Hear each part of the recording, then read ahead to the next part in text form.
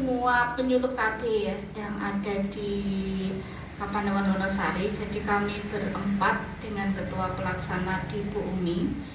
Nah, sehingga nanti untuk 8 ranah layanan itu barangkali misalnya pada layanan data, konsultasi dan konseling tumbuh kembang balita dan sebagainya bisa dilayani dengan konselor ya, semua penyuluh KB yang ada di Balai Penyuluh KB. Nah, boleh jadi karena memang yang konseling khusus lah konselor, jadi mohon dipastikan di sini tidak ada layanan psikolog ya, yang ada adalah layanan konselor. Kalau misalnya mau menggunakan kata psikologi ya praktisi psikologi ya, tidak keliru, karena untuk praktek psikolog itu harus ada SIPP ya, surat izin praktek, sehingga kita tidak sampai kepada tahapan terapi ya. Sesuai dengan juknis layanannya adalah konsultasi dan konseling. Tapi konseling kalau untuk kasus-kasus yang ini biasanya itu sudah bisa langsung menyelesaikan masalah tanpa misalnya harus ke dokter jiwa atau harus ke psikolog klinis gitu ya, ketika permasalahannya adalah permasalahan yang ya seperti yang biasa kita dapatkan. Nah, nantinya untuk alurnya sebetulnya di jam kerja tadi, tapi penjenengan persopi ya Mbak, ruangan kami seperti ini, sehingga kalau kira-kira kasus biasa dari 8 ranah tadi, layanan tadi yang dibutuhkan adalah layanan biasa, mungkin bisa kita layani di jam kerja. Tapi kalau agak privacy, monggo ya, bisa admin kami ya seluruh penyuluh KB ya. Jadi reservasi waktunya mungkin bisa ke seluruh penyuluh KB yang ada, nomor HP-nya monggo bisa diakses untuk misalnya inden, karena daya kita masih harus ke lapangan dan masih harus konseling. Nah, nanti kalau untuk konselingnya memang khusus banget, biasanya ya kami datang lebih pagi. Jam kerja kami kan jam 8. Misalnya bisa beberapa itu kita janjian dulu di jam 7 gitu ya.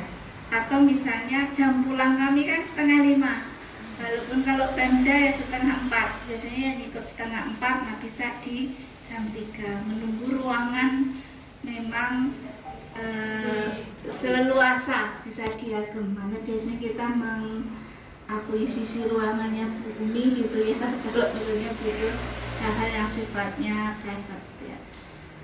Monggo untuk alurnya nanti boleh bagi yang reservasi, bagi yang layanan biasa langsung datang monggo, sebatas di sini tidak pada ke lapangan kalau dilayani.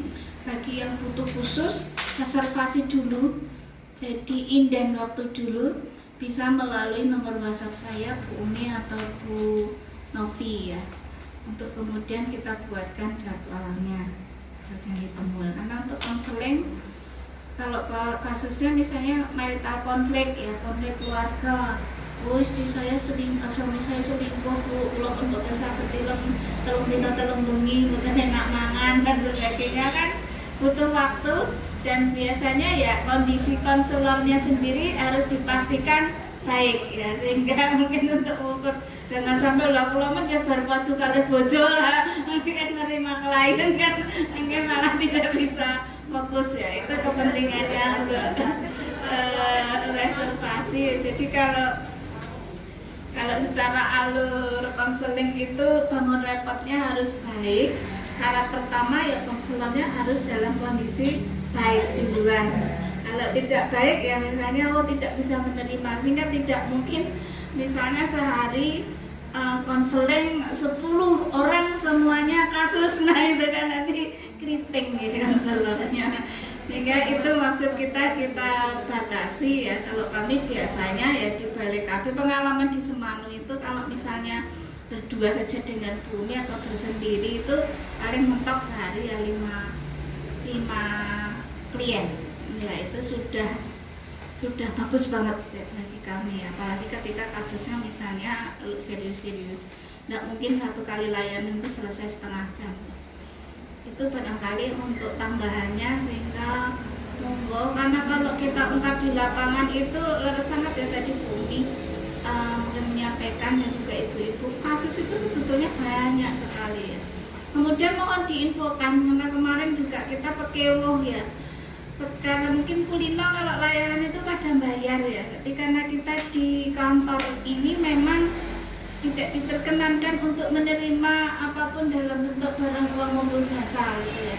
Tapi kemarin tuh diangkat yang bentak kayak gula teh, bentak kayak minyak. Saya tuh bingung tuh kok kesehatan gula itu di kos tunggal ya.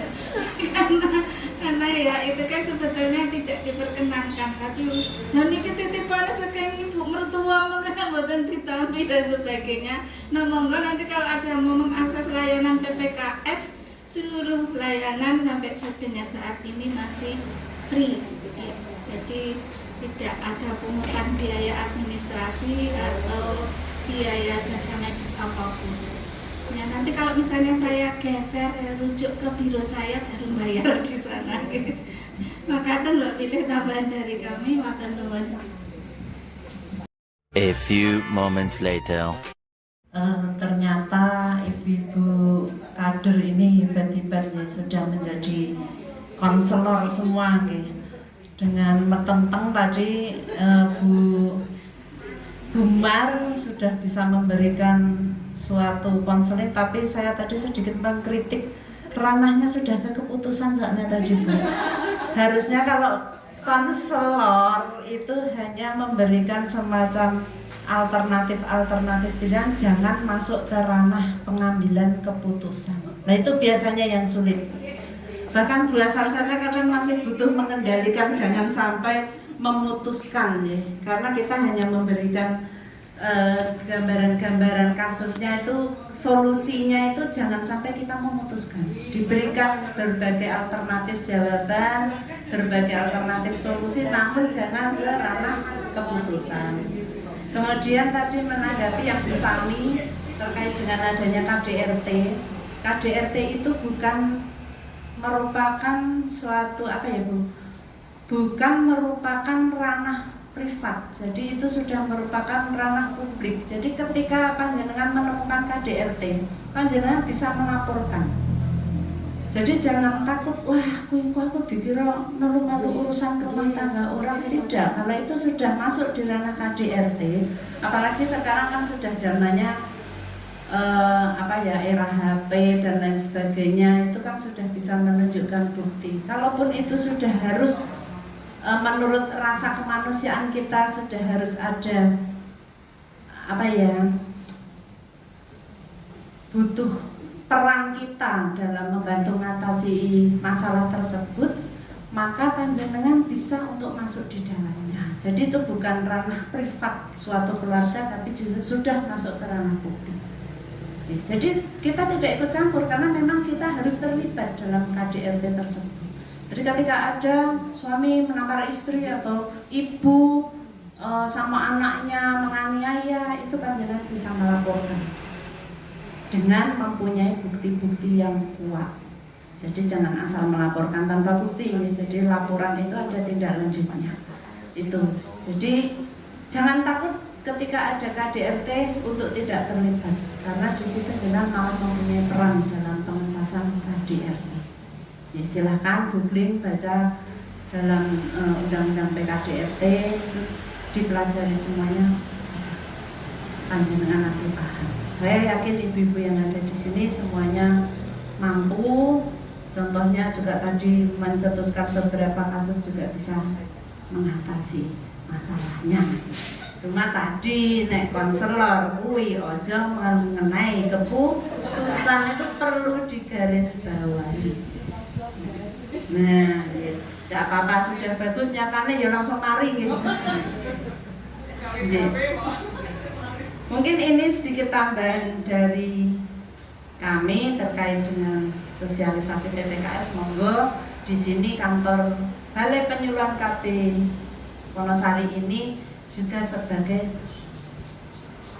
PPKS. Jadi nanti bisa merujuk ke sini, yang akhirnya kita juga tidak, kalau sebatas konselor tadi yang disampaikan Bu Asar bisa teratasi, kita tidak sampai ke ranah merujuk.